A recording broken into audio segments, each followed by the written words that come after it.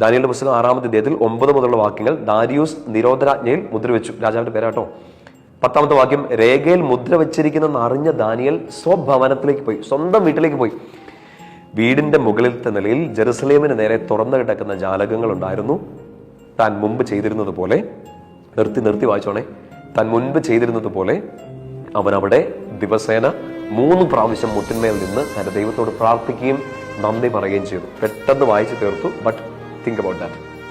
Daniel വീട്ടിലോട്ട് പോയി. രാജാവിനെ കാണാൻ പോയില്ലെന്ന് പറഞ്ഞല്ലോ. വീട്ടിൽ പോയിട്ട് എന്ത് ചെയ്തു? അവൻ ജെറുസലേമിന് നേരെ തുറന്നു കിടക്കുന്ന വാതിൽ, ജെറുസലേമിലല്ലോ ബാബിലോണിലാണ്, അതിന് നേരെ തുറന്നു കിടക്കുന്ന വാതിൽ ജനങ്ങളൊക്കെ തുറക്കുന്ന കർത്താവിനെ ഓർത്തുകൊണ്ട് പ്രാർത്ഥിച്ച് നന്ദി പറഞ്ഞുകൊണ്ടിരുന്നു. ഒരു പ്രശ്നം വന്നപ്പോഴല്ല, അവിടെയാണ് ശ്രദ്ധിക്കേണ്ടത്. ഈ പ്രശ്നം വന്നു, ഞാൻ മരിക്കാൻ സാധ്യതയുണ്ട്, എന്നെ കുഴിയിലിടാൻ സാധ്യതയുണ്ട്, ഒരു പ്രതിസന്ധി വന്നപ്പോൾ ചെയ്തതല്ല. അവിടെ ആ സ്റ്റേറ്റ്മെന്റിന്റെ ആ ഒരു ഫ്രേസ് കണ്ടോ? താൻ മുമ്പ് ചെയ്തിരുന്നത് പോലെ. അതിന് മുമ്പ് പ്രശ്നങ്ങളില്ല. പ്രശ്നങ്ങളുണ്ടോ ഇല്ലയോ എന്നുള്ളതൊന്നുമല്ല ദാനിയേലിന്റെ വിഷയം.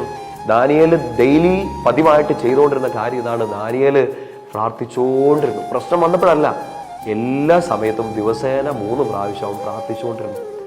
പ്രതിസന്ധി വന്നപ്പോൾ ഓടിച്ചില്ലല്ല ചെയ്തത്. ഡെയിലി ഇയാളുടെ ഒരു ജോലി, ഒരു ദിവസത്തിന്റെ ഭാഗമായി ദൈവത്തോട് സംസാരിക്കുക, പ്രാർത്ഥിക്കുക എന്നുള്ളത്.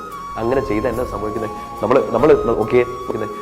നമ്മൾ ഒരു പ്രശ്നം വന്നപ്പോൾ ഈശോയുടെ അടുത്തേക്ക് ഓടിപ്പോയി കുറേ ദിവസം പ്രാർത്ഥിച്ചു. കർത്താവേ, നീ എന്റെ പ്രാർത്ഥന കേൾക്കുന്നില്ല, നിനക്ക് എന്നോട് ഇഷ്ടമില്ല, ഞാൻ പോവാന്നൊക്കെ പറഞ്ഞ് പള്ളിയിൽ നിന്ന് കൂട്ടി ഇറങ്ങിപ്പോയിട്ടുണ്ട് നമ്മൾ. ദാനിയേലിന്റെ പ്രാർത്ഥന കേട്ടു, നമ്മുടെ കേൾക്കുന്നില്ല. പ്രശ്നം എന്താണെന്നറിയോ?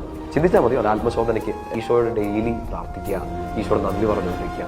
ഇത് നിങ്ങളുടെ ഒരു ഹാബിറ്റ് ആണെങ്കിൽ, ഇത് നിങ്ങളുടെ ഒരു ജീവിതത്തിന്റെ ഭാഗമാണ്, സ്വഭാവത്തിന്റെ ഭാഗമാണെങ്കിൽ മക്കളെ, പിന്നെ നിങ്ങൾ ഒത്തിരി ഒന്നും പ്രാർത്ഥിക്കേണ്ട കാര്യത്തില്ല. ഒരു പ്രതിസന്ധിയിൽ, കാരണം യു ആർ ഓൾറെഡി കണക്റ്റഡ്, ഈശോയുമായിട്ട് കണക്റ്റഡ് ആണ്, ഈശോയുടെ സ്വന്തമാണ്.